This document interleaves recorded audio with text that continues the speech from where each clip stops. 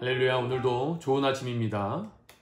오늘 우리에게 주신 하나님 말씀 함께 보겠습니다. 오늘 말씀 마태복음 13장 18절부터 30절까지 말씀입니다.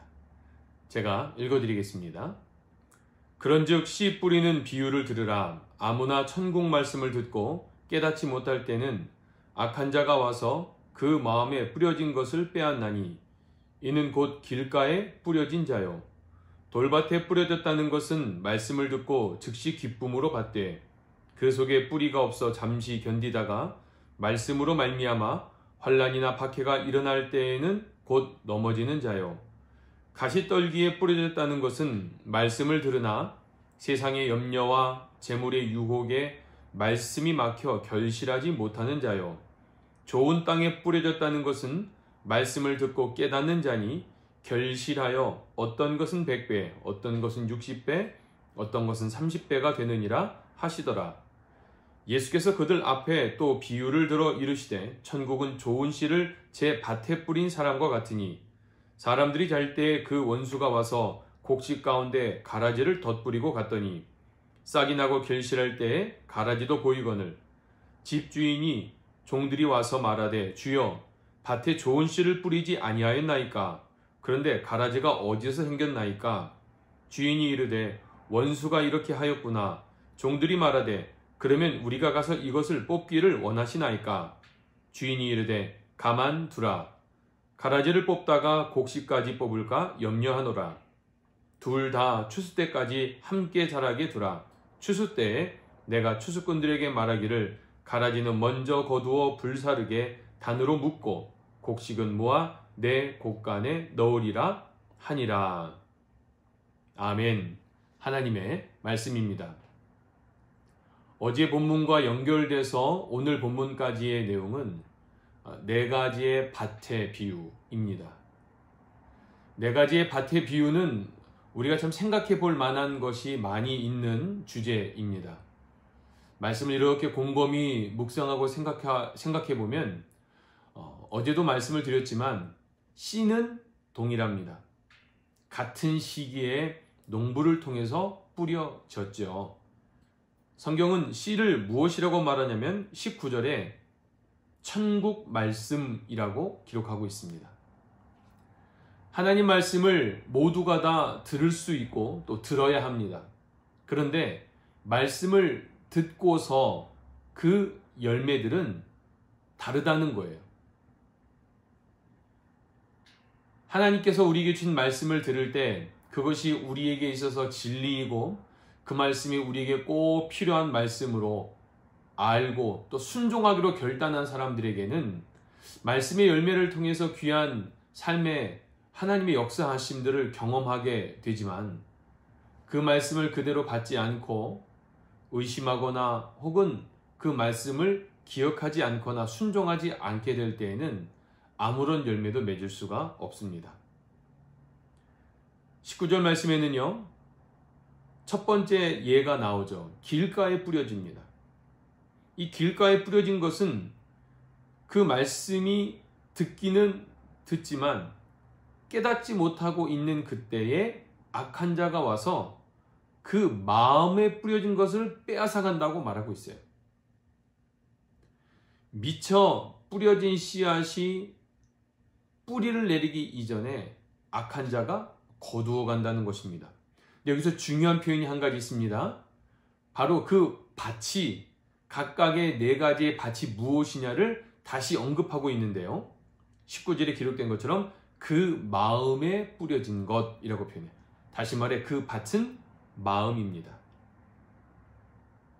그래서 그 마음이 어떠한 상태이냐에 따라서 말씀의 열매가 결정된다는 거예요. 첫 번째 길가밭, 바로 그런 경우는 악한 자들이 그것을 바로 가져가는 경우고요. 두 번째 돌밭에 뿌려진 것은 무엇입니까? 말씀을 들어요. 그리고 20절 후반절에 즉시 기쁨으로 받습니다. 그래요, 그렇군요. 말씀을 받지만 문제는 무엇입니까?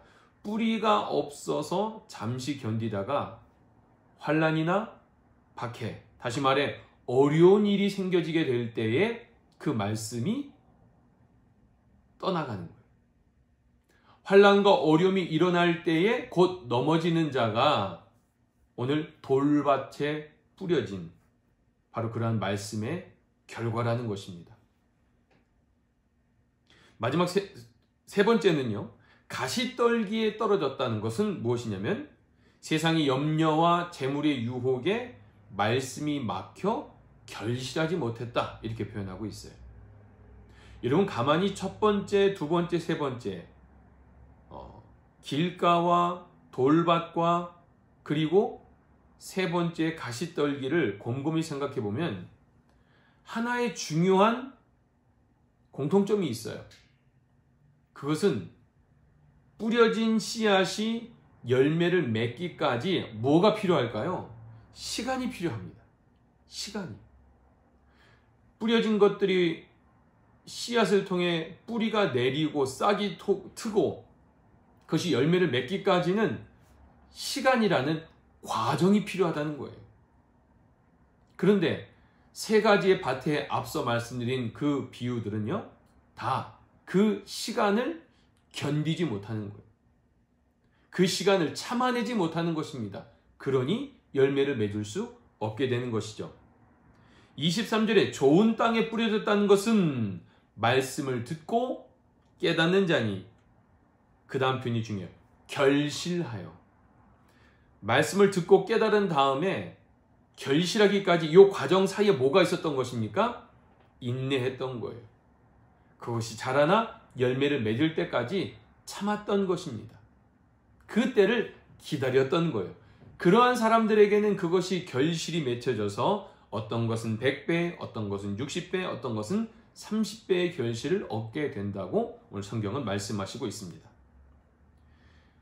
이 네 가지 밭의 비유는 공관복음 혹은 사복음서에 3번이 언급이 됩니다. 여러분, 이 좋은 땅이 무엇인가에 대한 설명을 조금 잘 이해하기 위해서는요, 이 누가복음 말씀을 우리가 함께 보면 도움이 될 것 같습니다. 누가복음 8장 15절을 보시면 이렇게 기록되어 있어요. 좋은 땅에 있다는 것은 착하고 좋은 마음으로 말씀을 듣고 지키어 인내로 결실하는 자니라. 아멘. 더 명확하게 설명이 되어 있죠. 그 밭이 무엇이냐? 우리의 마음이라는 거예요.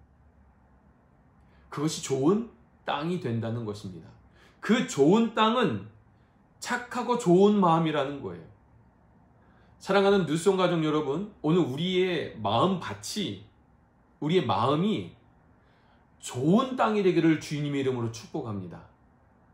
여기에 가시덤불이 있어서 무엇이 나오면 찌르고 자라지 못하게 하는 것이 아니라, 돌밭이 되어서 뭔가 뿌리를 내릴 수 없는 그 딱딱한 땅이 아니라, 길가밭이 돼서 아무나 그냥 다시 그것을 집어가 버리는 그런 곳이 아니라, 우리의 마음의 모든 밭들이 좋은 땅이 되어서 하나님의 어떤 말씀이 뿌려지든 그 말씀으로 결실되어지는 우리가 되길 원해요. 우리가 한 가지 꼭 기억해야 될 것은 무엇입니까? 결국 좋은 땅은 좋은 결실을 만들어내는 곳인데, 결국 좋은 결실을 만들기 위해서 어떠한 땅이 좋은 땅이냐, 어떠한 마음이 좋은 마음이냐? 앞서 읽었던 누가복음 8장 15절에 말씀을 듣고 지키어 인내하여 결실하는 것입니다. 다시 반복해 볼까요? 말씀을 듣고 지키어 인내함으로 결실하는 것입니다. 여러분, 이 네 가지 과정 중에 하나라도 빠져선 될까요? 안 되네요. 말씀을 듣는 것 타협할 수 없어요. 듣는 자가 없으면 어찌 복음을 들을 수 있습니까? 전한 자가 없으면. 우리 로마서 말씀이 있죠? 말씀을 듣는 것은 모든 것의 시작이 돼요. 말씀을 듣는 것입니다. 그 다음에 들은 말씀을 지키는 거예요. 말씀을 듣기만 하고 지키지 않으면 아무 열매가 없습니다. 지킨다는 말을 다른 말로 이렇게 표현할 수 있겠죠. 순종입니다. 말씀을 듣고 지키는 순종이에요. 자, 그 다음 단계가 뭐였죠? 인내하는 거예요. 우리가 사실 두 번째 단계까지는 잘하는 성도들일 것 같아요. 대부분의 그리스도인들이 한 번 정도 그 말씀을 듣고 순종까지는 할 수 있는데, 오늘 우리 모두에게 더욱더 필요한 것, 무엇보다 지금 이 팬데믹 상황 가운데 1년 넘도록 어려운 시간이 지나면서 여러분 긴 병에 효자 없다는 말이 있죠. 오랜 시간이 지나면 견뎌내는 게 쉽지 않아요. 근데 그럼에도 불구하고 우리 가운데 꼭 필요한 게 무엇입니까? 인내하는 거예요. 순종하는 것과 더불어서 그 순종을 끝까지 지켜나가는 것. 자, 순종과 인내 요 사이에 결국 뭐가 있는 거예요? 뿌리를 내리게 되고 줄기가 자라게 되고 결실하게 되고 그것이 더 커지게 되는 거예요. 그 마지막 네 번째 무엇입니까? 결실하는 거예요. 듣고 지키어 인내하여 결실하는 것입니다. 그것이 좋은 땅이라는 거예요. 물론 오늘 말씀 좀 결과론적으로 말씀하고 있지만 이제 우리가 그것을 통해서 우리 삶 속에 어떤 열매를 맺고 있나를 살펴볼 때 우리는 좋은 땅인지 아니면 길가밭인지 아니면 돌밭인지 아니면 가시덤불인지를 우리가 분별할 수 있는 것입니다. 그리고 오늘 본문 뒷부분에는 이런 내용이 나오죠. 천국의 좋은 씨를 밭에 뿌렸는데 시간이 좀 지나니까 25절에 이렇게 표현하죠. 사람들이 잘 때 그 원수가 와서 곡식 가운데 가라지를 덧뿌리고 갔더니 싹이 나고 결실할 때 가라지도 보인다는 거예요. 그러니까 집주인의 종들이 생각하는 거예요. 주인님, 지금 이것을 뽑을까요? 라고 말할 때 주인은 뭐라고 말씀하십니까? 두라, 가라지를 뽑다가 곡식까지 뽑을까 염려가 된다. 그래서 그 모든 것이 자라날 때까지 주인은 기다리십니다. 우리가 기억해야 됩니다. 기다리는 시간이 마치 심판 없네, 점검하지 않으시는데 우리에게 관심이 없나 봐. 틀린 말입니다. 그것은 주님이 기다리시는 시간이에요. 어쩌면 오늘 우리의 삶 속에 하나님이 직접적 개입이 없고 하나님이 직접 말씀하시는 것을 느낄 수 없다고 느낄 때 하나님 계시지 않나? 하나님 내 기도를 듣지 않으시나? 라고 생각할 수 있지만 아닙니다. 하나님께서는 기다리고 계시는 거예요. 그 날을, 그 때를 기다리십니다. 그리고 마지막 때가 오게 될 때에 예수님 말씀하십니다. 내가 추수꾼들에게 말하기를 가라지는 먼저 거두어 불사르게 단으로 묶고 곡식은 모아 내 곡간에 넣으리라 하니라. 우리에게 심판이 있다는 거예요. 그리고 그 심판에 분명하게 우리 가운데 주시는 메시지는 그 마지막 때에 예수 그리스도와 함께 하나님 나라에 들어갈 사람과 불태워질 지옥에 갈 그 심판의 날이 우리 가운데 반드시 있다는 사실입니다. 여러분, 이것이 복음이에요. 마지막 날이 있다는 사실들을 기억함으로 그 마지막 때를 준비하는 삶이 바로 지혜로운 사람이 되는 것입니다. 사랑하는 뉴스원교회 믿음의 가족 여러분, 오늘 우리가 이 말씀을 통해서 나는 내 마음의 지금 밭이, 내 마음의 땅이 어떠한 상태인가 우리가 한번 생각해 봤으면 좋겠어요. 제가 이제 시골에 초등학교 다닐 때 시골에 보면은 전에 그 피 뽑는 얘기도 했지만 여러분, 겨울에 꽝꽝 얼었던 땅에 이제 다시 그 몇 개월 지난 뒤에 모를 심기 위해서는요 반드시 논과 밭이 하는 일들이 있어요. 소가 뒤에 쟁이를 가지고 끌고 밭을 기경합니다. 기경이 뭐냐면 뒤 없는 거예요. 그 이유는 하나예요. 좋은 많은 열매를 맺게 하기 위함입니다. 오늘 우리의 마음이 굳어져 있고 우리의 마음이 건조한 땅이 되었고 우리의 마음이 어떤 건 하나 용납할 수 없는 바로 그런 마음의 상태가 있다면 우리가 오늘 그렇게 기도했으면 좋겠어요. 성령님, 내 마음을 만져주옵소서. 내 마음을 좋은 땅으로 기경하여 주옵소서. 성령님, 내 메마른 땅에 은혜의 단비를 허락하셔서 주님께서 어떤 말씀의 씨앗을 심든지 풍성한 열매를 맺는 나의 삶, 우리의 삶 되기를 원합니다. 이런 믿음의 고백, 이런 간절한 기도가 오늘 저와 여러분의 기도의 제목이 되길 주님의 이름으로 축원합니다.